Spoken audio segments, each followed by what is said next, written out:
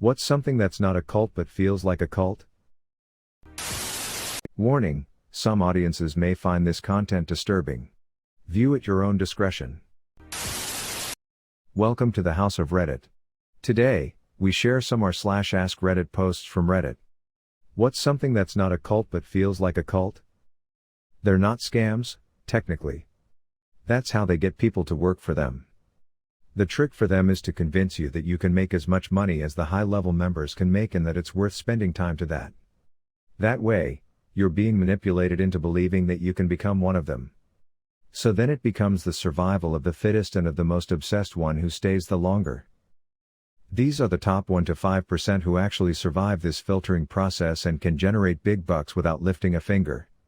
So, truth is, technically you can become a high-level member. They just don't mention that your whole life must become all about Herbalife and that you will eventually lose your friends and become a member of a cult. And when they finally mention it, you're already too into it to get away, resulting into a sinking ship fallacy.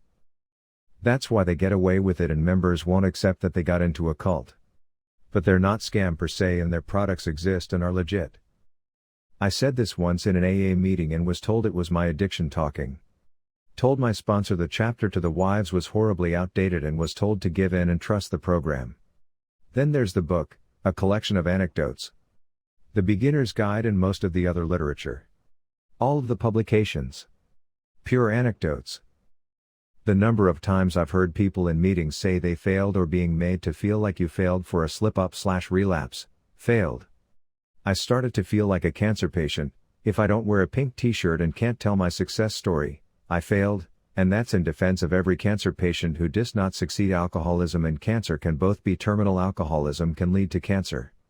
If I can't contribute a success story, I failed. Needless to say, I failed. It's my addiction talking. AA won't get you out of a depressive funk. AA won't save your soul with a few trite sayings. Sure, if you can get out of bed and get to a meeting, it's good. But taking the dogs for a long walk gets me out of bed, makes me feel good, and is less of a guilt trip than showing up at a meeting or a convention. AA works for some folks, but I try really hard to avoid cult mentalities. I don't want to get stuck in that loop. Speaking of which, did y'all see the latest Mandalorian? If I'm gonna choose a cult that makes me stay sober, I chose SW. May the Force be with you isn't far off from AA. I've been doing it for 10 years and never had any serious injury that wouldn't have occurred doing any physical activity at the age of 40. However, I have seen people get injured and they're the people that don't listen to the coaches and don't end up staying there long. Where it gets really dangerous is at gyms that don't really have quality coaches. My gym would run an open gym certain times during the week, and this is where you see the stupidest people do the stupidest things. When they're unsupervised. I can't imagine running all the classes essentially unsupervised, which is effectively what a lot of gyms do. I was hanging out after class with a few other members and we watched a guy doing box for max height once. This was one of the dumbest people I've ever met.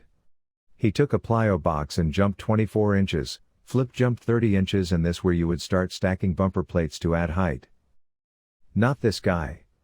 He flips the plyo box to 20 inches and then stacks another one on top of it.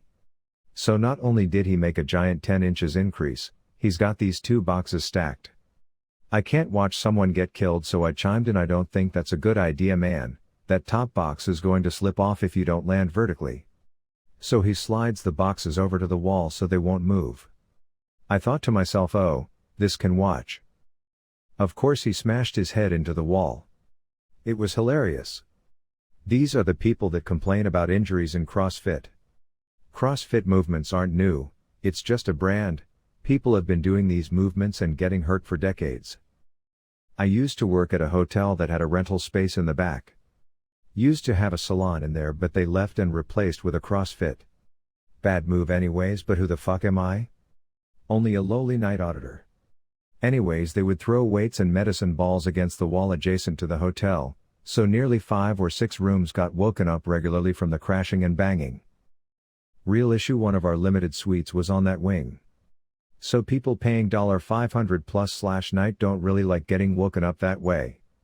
We complained to management, the GM, hotel owner. The owner of the CrossFit was always yeah but never stopped. Guy was always a fucking dick. After a few months, Q 6:30 a.m. one day a wedding couple call and scream at me for 20 minutes about the CrossFit. I could even hear it in the background. This couple not only booked their group block, most of the suites but also the main ballroom and catering problem well over $30,000. I go back there and yell at this douche and he tells me to fuck off. So I go back, call the couple, apologize profusely. Give them the direct number to our corporate rep at head office and encourage them to explain how much they were spending and how much they think they should spend after a tenant of the property disrespected them. Basically passively aggressively gave them the key words that corporate needs to hear for them to shit their pants. CrossFit was no longer our tenant by the end of the month. I have hated CrossFit ever since. Fuck CrossFit. Alright, so there's this thing called Tradition 7. It boils down to passing a basket in a given meeting to handle the costs of the meeting. We are self-supporting through our own means is how it's worded. I'm sure you can see how such a thing can be abused.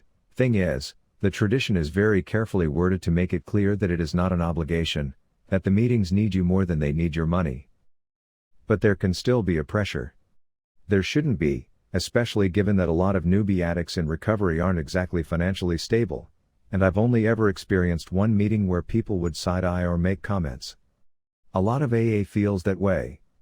There are 10,000 ways the words of the program can be extrapolated into an abusive framework. I personally feel the book was written with that in mind, and it does everything it can to try to prevent it, but humans gonna human, you know? Especially addicts, man, we are great at finding new ways to be manipulative morons. It did save me, though. I can write essays about the hurt I've seen, but I can write books about how it helped. Let me start off by saying I love marching band. I loved it in high school, and while I didn't participate in college, my undergrad didn't have a football team or marching band. I was a TA for a marching band in grad school and it was awesome. I was glad to have it as a way to help pay for my tuition. That said, I'm a college music professor. So many of my students are staff with local high school bands during marching season, mostly teaching individual sections to help out the directors. They let it dominate their lives to the detriment of everything else. First of all, the culture of some marching band directors is not good. At least in this area. Lots of affairs, no family time because you have rehearsals 4 evenings a week plus a game on Friday and a contest on Saturday, professional backstabbing, and so forth. So my students are picking up on that. The high school kids think it's awesome that the college kids are their teachers and they want to be super friendly with them, and the college students feel big and important because they're staff and it's all too friendly. No. You can't do that. Then my students are neglecting their own practicing and lessons and classes because they're at these rehearsals 4 evenings a week plus Friday nights plus all day Saturday for what works out to be less than minimum wage. They think if they make enough friends in the band world it'll help them get a job when they graduate, never mind that they aren't going to graduate and get a teaching license if they flunk out of college. And they think they are learning about how to be a teacher, not realizing that they still aren't really learning about how it is to be a teacher because they aren't the ones dealing with parents and administrators, being part of the faculty, staying at the bandroom till 3 a.m. because Johnny has no one to pick him up. They are just dealing with the fun stuff and think teaching is like that all year round. It drives me up the wall. I have experience with this. I grew up in this super small town. My parents were super close friends with about 4 to 5 other couples. We were close to them to the point that we were as close to being related as we could be without actually sharing blood. Aside from my own family, all these people collectively owned more than half the town, and the shit that I saw between them, it really was like a weird small town version of the mafia. I tutored one guy's youngest son in math like 3 times. He tried to pay me $300 each time, and each time I refused, insisting it was just helping out a kid I had known forever. 3 weeks later he takes me to Africa to go on a hunting safari. The smallest kindness was rewarded tenfold, and the rule of the strongest survive was king. One time I was on a vacation with these people. I was trying to read a book in the living room, and this younger kid was trying to provoke me into playing with him. His mom yelled at him to stop or I was gonna beat the shit out of him and that she wouldn't stop me if I did. When I was 16 I was given a job by one of my dad's friends at an Italian restaurant he owned. The whole goddamn place was a drug front that also sold 5/10 pizza. My boss would snort coke of the sandwich table, And I was told to make deliveries that I'm pretty sure we not fettuccine Alfredo. To this day I have a hard time believing this shit was real. There is a narrow specialty you can go into that has been extremely profitable for some people. By a neat fluke, the equations generally used to model the stock market these days are strikingly similar to some equations used in astrophysics. Some physics PhDs have ditched physics and gotten hired by banks and Wall Street folks to improve their stock market models due to this, and those jobs pay extremely well. Folks who do this are often referred to as quants. However, while this used to be a little-known niche, it's since been widely publicized, so I think more people have been trying to do this lately and the pay isn't quite as ridiculous as it used to be. I don't have any direct knowledge of this besides hearsay though, so you'd want to do your own research. Even being a quant is really just doing economic modeling.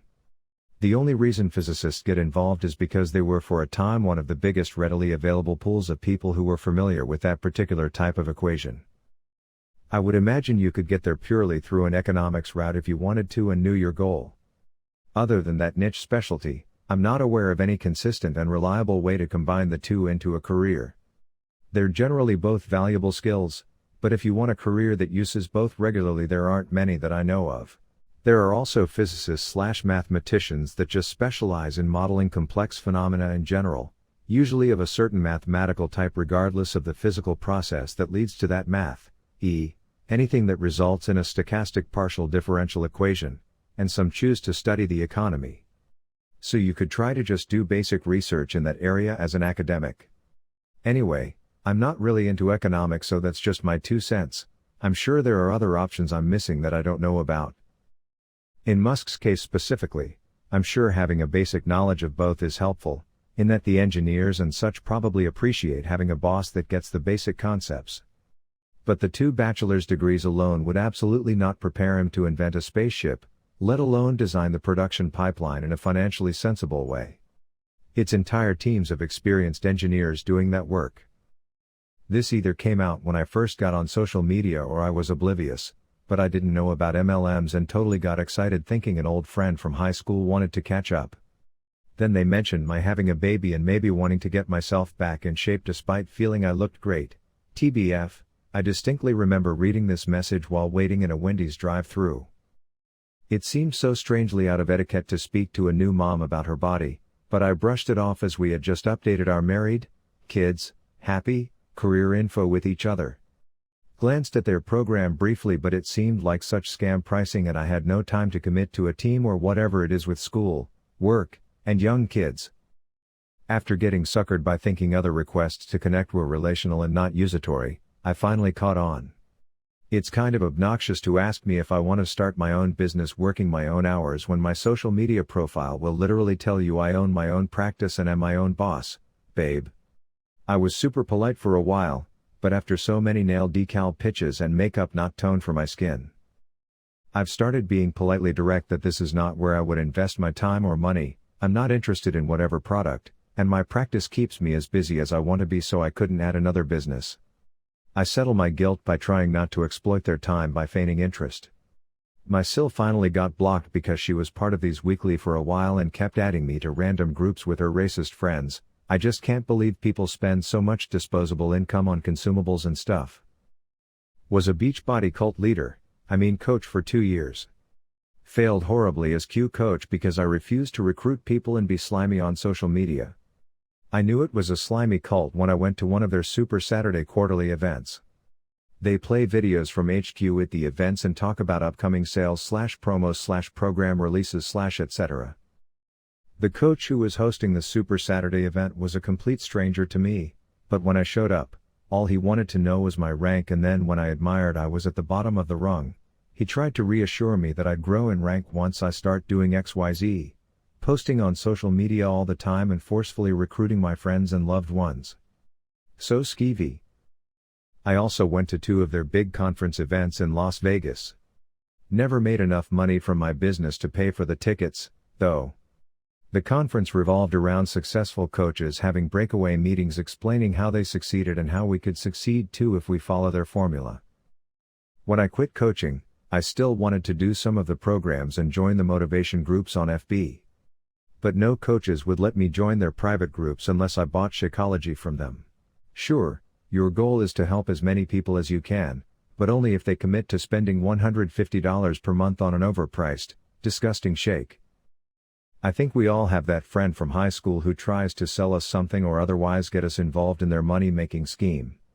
Someone you haven't seen in so many years, and probably you were never particularly close, but you had a class together and maybe saw each other at parties. Your social circles overlapped or at least made contact. Years after graduation, they're struggling financially, and someone introduces them to MLM. It comes with lessons on sales, and particularly, how to manipulate people to make sales. By this stage, any stranger is a target, but an old sort of friend encountered by chance is extra tempting, because they've already got some measure of trust from you. And if they alienate you, well, you haven't been an active part of their life in years, anyway. The risk is minimal, but the potential payout is outstanding. How many lottery tickets would you buy, if they were almost free? I find it disappointing, myself. Rather than reminisce about good times in ages long past, all he wants to talk about is how great this vitamin-laden fluid is, or how this sketchy financial service can change your life. These businesses prey on the desperate, and turn your old friends into zombies, spewing their marketing drivel. The company I worked at was really strange because the corporate leadership was awesome. Execs took a pay cut in February and March to give all retail employees $1,000 plus we got to cash out our PTO and stuff before we got furloughed for COVID. Like really stand up folks. Previous experience was like that as well before COVID too. For the most part, the ground level retail experience was pretty good too. Good pay and respect, and since it was a startup I got to develop policies and interact with execs and stuff. First place I worked where I felt like I was an adult. After 3 years of working there I was still making entry-level wages though. Every quarter I asked for a raise. They turned me down every quarter, saying I wasn't doing enough even though I was doing online tech support, had been doing stockroom management and inventories bi-weekly, literally wrote the company's COVID policy, gained partners, etc. They also hired a guy a whole year after I did who was making $3 an hour more than me. He was a good employee, but them refusing my raise was infuriating because of that. Once I got a bit too uppity about demanding a raise, they put me on a performance plan that required me to send an email detailing everything I had done that day at open and close of my shift for a year, and it automatically froze my raises for a full year. They also officially put me in charge of like half the daily work in the store. I stopped doing all of my other extra uncredited work because I had no time to do it, and then they fired me. I was not in a management position. I was nervous about this. I always feel like people at the gym are watching me. They let you pick your station if they can, and honestly, the workouts are so hard I can't imagine anyone else is paying attention to me. The coach is leading 3 stations simultaneously, but I was always able to get help when I needed it, and they ask you to come early for your first class to go over how it works and talk about your fitness goals. My first few classes the coach checked in with me a few times to see how I was doing, but mostly they just keep an eye out to correct form so you don't hurt yourself. Everyone is hooked up to a heart monitor, and they do display everyone's monitor on big TV screens, but you can use a nickname. Again, I'm usually too focused on the workout to check anyone's but mine, and even if I did, I'd have no idea which one belonged to who. I've found the coaches all to be really nice and positive, they're high energy and super peppy. I will say it is a loud experience. Loud fast-paced pop music, loud coach, some people wear earplugs. After the warm-up it really works to put me into a zen-like state where the only thing that matters is the coach's voice and my workout. It works for me, but it's definitely not for everyone. Another thing I like is that the workouts change every day, but follow a formula, and every OTF studio does the same workout. So if we go on the same day, my parents do the same workout in LA as I did in Seattle. I think the first class is free, and I think it's definitely worth trying once. I love that I don't have to plan my own workout or motivate myself to finish. I just have to show up for the class. Classes are an hour long, so I also know it's not going to be a huge part of my day. Since the gimmick of gym is to get splat points, minutes spent in the orange and red zones of accelerated heart rate, I don't worry about completing the reps. I just work hard at each station and do as much as I can until it's time to switch. I didn't feel any shame or embarrassment about not being able to finish. The more in shape you are, the harder it is to make it into the orange and red zone, and the harder you have to work, so if you're out of shape, you're going to succeed easily. A smart way, I think, to make people like me who are out of shape feel like they are making progress and succeeding with every workout. If you enjoy this video, please be sure to like, share, comment, and subscribe. If you have any suggestions for future videos, please let us know in the comments below. Turn on the notifications to know when we post new videos. Thank you for coming to the House of Reddit.